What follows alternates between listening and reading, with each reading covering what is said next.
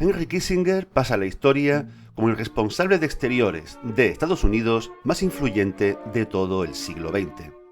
Ensalzado por unos como un pragmático volcado en velar por los intereses de su país de adopción, otros no dudan en tildarlo de criminal. Te invito a que te forjes tu propia opinión y también te doy la bienvenida al vertedero de Kratos.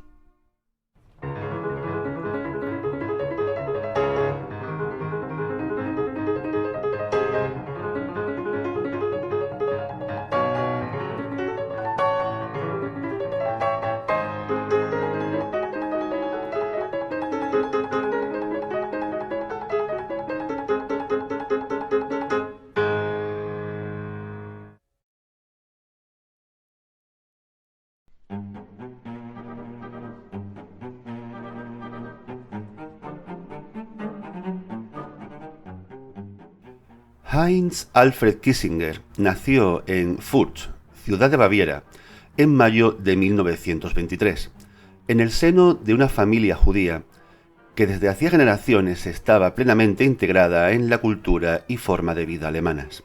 La ascensión al poder de los nazis en 1933 inició la proscripción de los judíos en la sociedad alemana, y el padre de la familia tomó la decisión de emigrar a Estados Unidos en 1938, mientras aún existía la posibilidad de hacerlo. La familia Kissinger se instaló en Nueva York y allí Heinz cursó estudios de contabilidad en el City College. Posteriormente también cursaría ciencias políticas en la Universidad de Harvard, con inmejorables notas.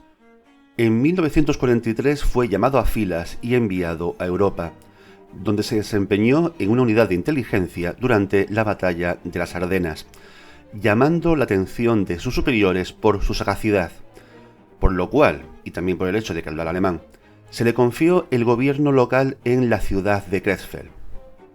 En solo 8 días consiguió organizar eficientemente la administración local. Después de esto ingresó en una unidad, ya como sargento, destinada a localizar oficiales fugitivos de la Gestapo. Por su labor recibió la Estrella de Bronce. Obtuvo su doctorado en 1954 con una tesis sobre Lord Castlereagh y Clemens von Metternich, figuras de importancia en las relaciones entre potencias europeas en el siglo XIX.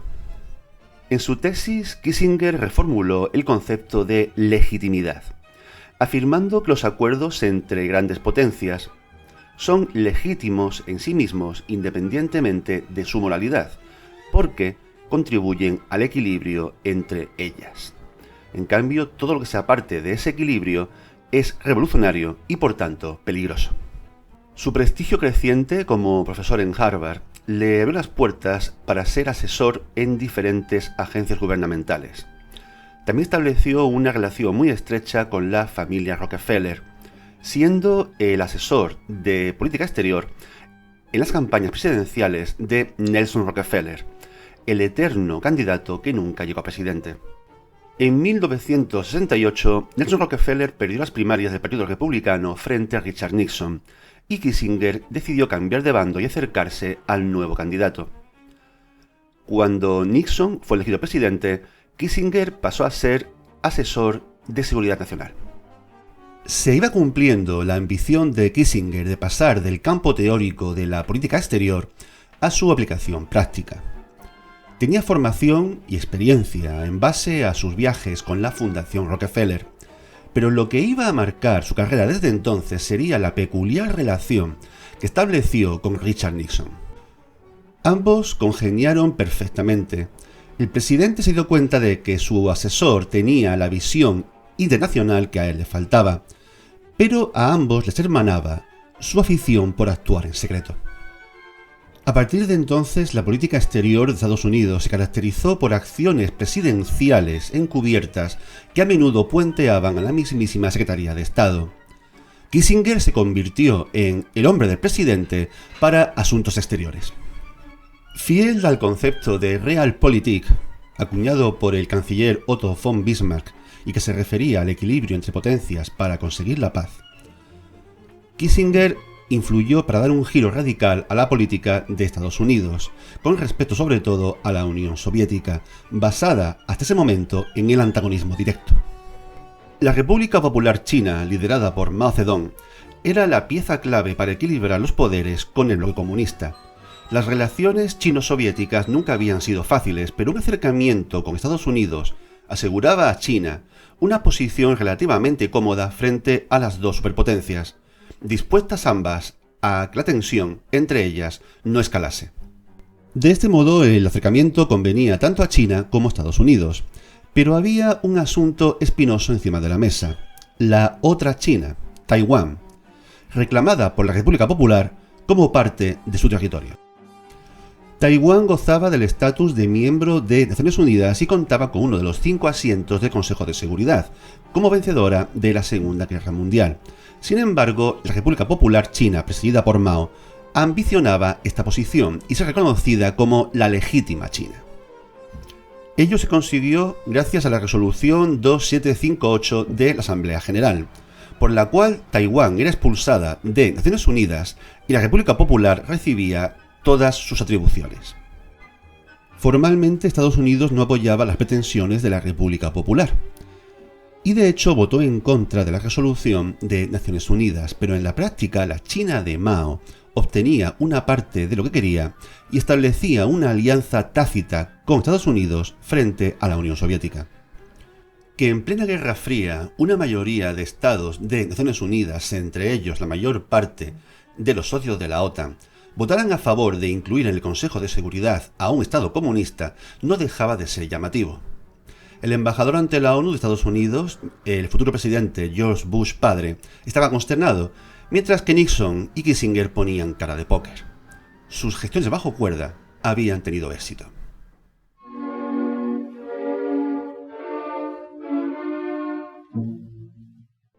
Un asunto en el que Kissinger se implicó activamente fue en la resolución del conflicto de Vietnam.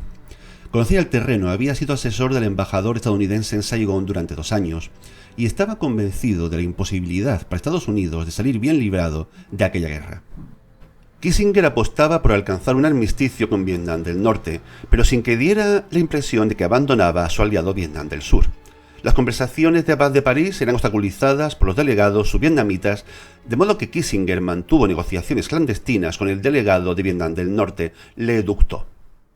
De esa negociación secreta surgió un acuerdo que el presidente de Vietnam del Sur, Nguyen Van Thieu, no aceptó, añadiendo 60 enmiendas al texto.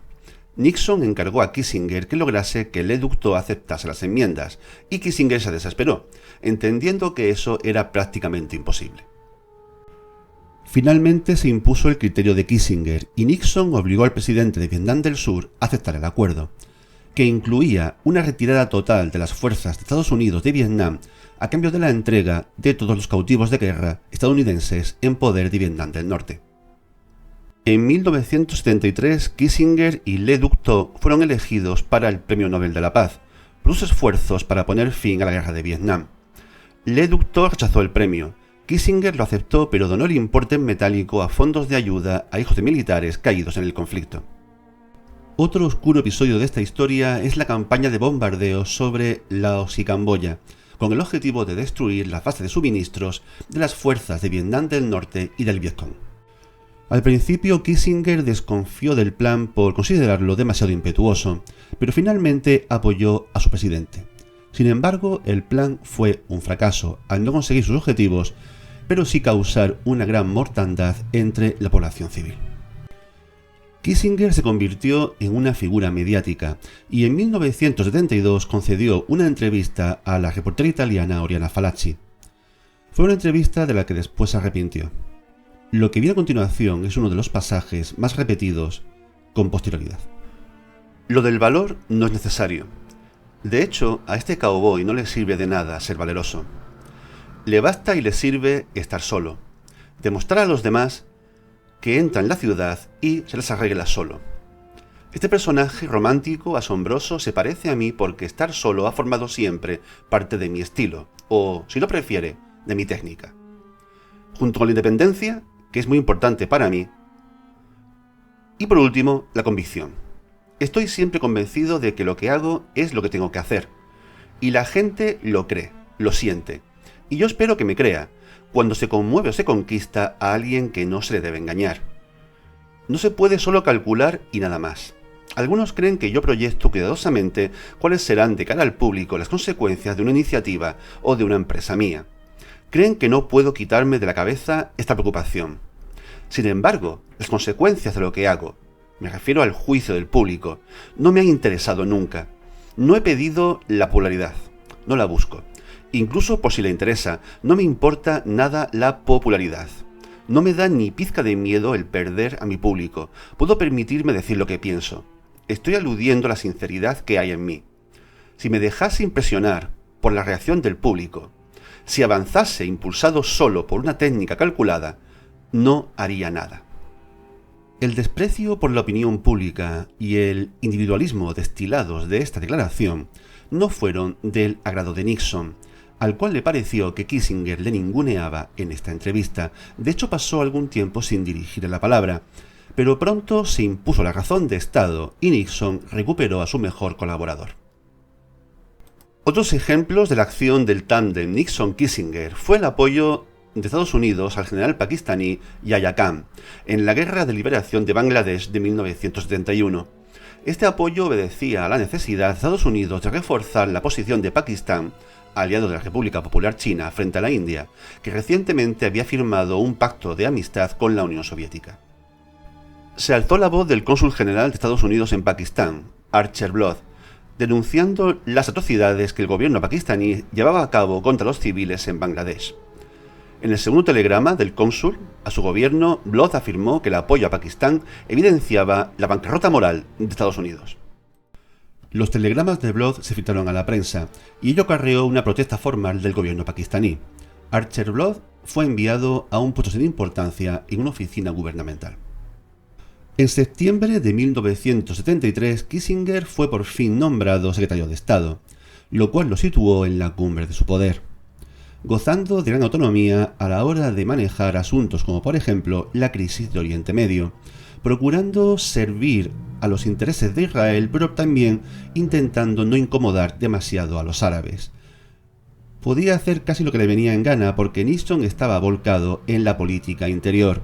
El escándalo Watergate estaba en su apogeo. La política exterior de Estados Unidos en esta época está caracterizada por un mayor secretismo. Prueba de ello es la Operación Cóndor, un plan de acciones encubiertas dirigido a sostener dictaduras en América Latina, frenando la influencia de movimientos de izquierda. No es que personajes como Jorge Videla en Argentina o Augusto Pinochet en Chile fueran del agrado de Kissinger. Podían ser unos hijos de perra, pero eran sus hijos de perra. Mejor tenerlos a ellos que no a gobiernos abiertos a aumentar la influencia de la Unión Soviética en América Latina. Bastante tenían ya con aguantar a Fidel Castro en Cuba. Kissinger no acompañó a Nixon en su caída por el escándalo Watergate, al fin y al cabo un asunto de política interior, y se mantuvo como secretario de Estado con Gerald Ford. El cambio de gobierno en 1977 con la subida a la presidencia de Jimmy Carter marcó el fin de la política activa para Kissinger. Posteriormente, Kissinger trabajó para la Universidad de Georgetown y fundó una firma de asesoría política en Nueva York. La lista de clientes de esta empresa se mantiene en celoso secreto, pero es público y notorio que ha sido asesor de los diferentes gobiernos de Estados Unidos desde su salida de la política activa. Nadie posee semejante experiencia en política exterior y nadie posee una agenda de contactos como la de Henry Kissinger. Es difícil evaluar a una figura como Henry Kissinger.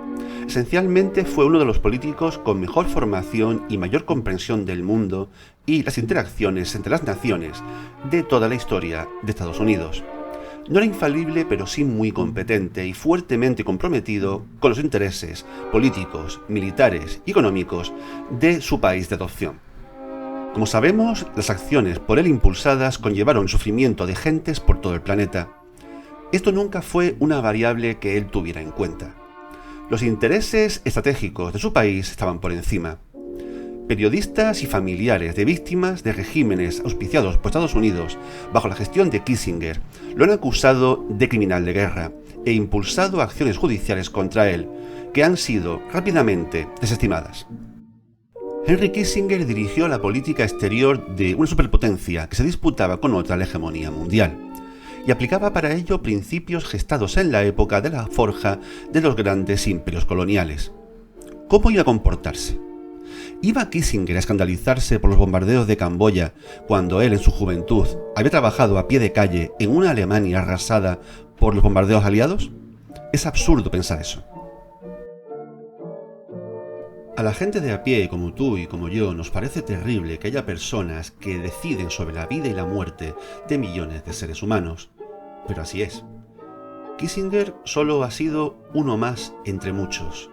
Quizá más capaz que muchos, pero simplemente uno más. Llamarlo criminal de guerra solo a él podría inducir a pensar que otros presuntos grandes hombres en su posición no lo son. Y eso es mentira. Simplemente a él le tocó lidiar con mayor cantidad de asuntos sucios que al promedio de hombres que han ocupado los cargos que él ocupó. Eso es todo. Pero claro, admitir que nuestros destinos están regidos por criminales puede ser algo demasiado inquietante.